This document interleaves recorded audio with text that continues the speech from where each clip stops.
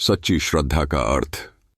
एक समय की बात है, अयोध्या में एक छोटा सा गांव था जहां एक साधु बाबा जी निवास करते थे।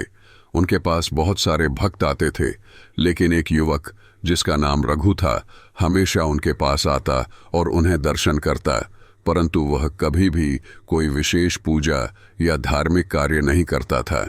वह बस बाबा जी के पास बैठकर उनकी बातें सुनता था। एक दिन बाबा जी ने रघु से पूछा, तुमने कभी अपने जीवन में किसी को पूरी श्रद्धा से पूजा किया है? रघु थोड़ी देर चुप रहा और फिर बोला, मैं तो बस यहाँ आपके पास बैठने आता हूं, पर पूजा और ध्यान की विधि मुझे बहुत मुश्किल लगती है।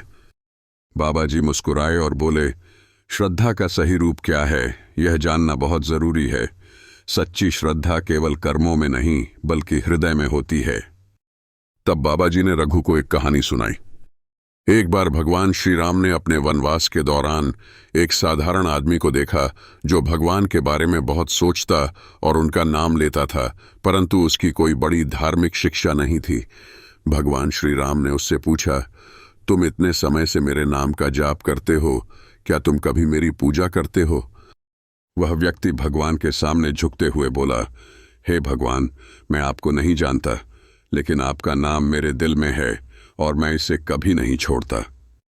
भगवान श्री राम ने उस आदमी की श्रद्धा को देखा और तुरंत उसका उद्धार किया, यह दिखाते हुए कि सच्ची श्रद्धा केवल हृदय से होती है, न कि किसी बाहरी क्रियाओं से। रघु ने बाबा जी की बातों को ध्यान से सुना और कहा, तो इसका मतलब है कि अगर मैं भगवान का नाम दिल से लूंगा तो यही मेरी पूजा है? बाबा जी मुस्कुराए और बोले, हाँ रघु, यदि तुम हृदय से भगवान का नाम लेते हो तो यही सबसे श्रेष्ठ पूजा है।